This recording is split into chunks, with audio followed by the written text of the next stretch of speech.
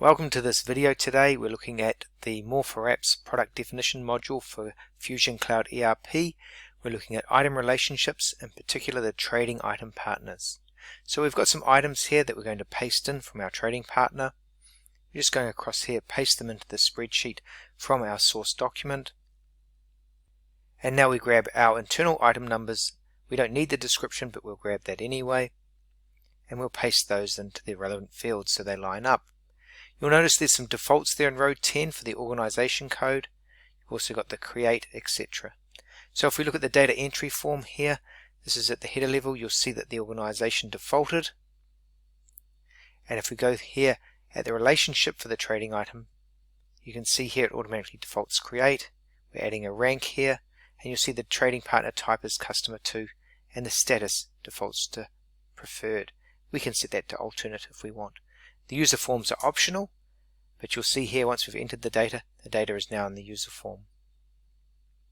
Now we'll enter here a default ranking, and that will default through the ranking on all these other records as we load them. I'm now making an item invalid, and you'll see here when we run the validation process that we'll get the errors on the spreadsheet for the end user. So it's really nice and simple and easy to fix problems with the data. We can optionally use the data entry form here to fix the issue. In this case we'll update the item number, or we could just do it manually in Excel as well. Now that our data looks correct, we can upload the data into Oracle.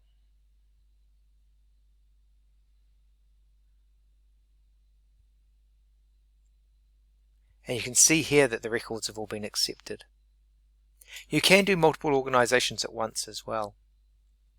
Now let's just download our items. You'll see here it's quite a pinpoint download feature we have with the exact items we wish to look at.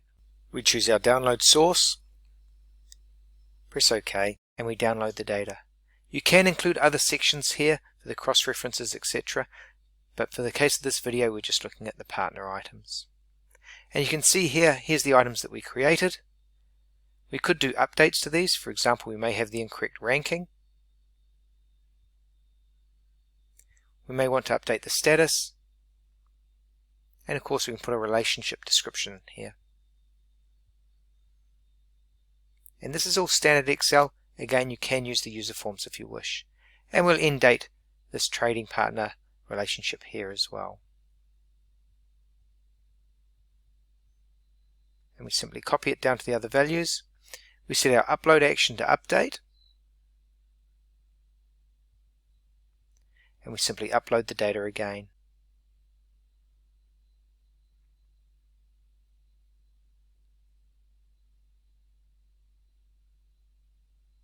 And now those changes have taken place.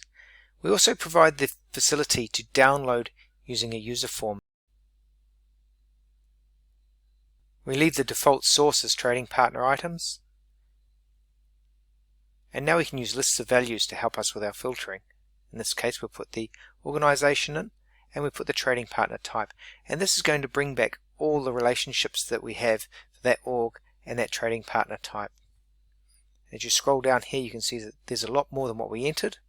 And we can also review the records that we actually updated ourselves. So you can see the values here.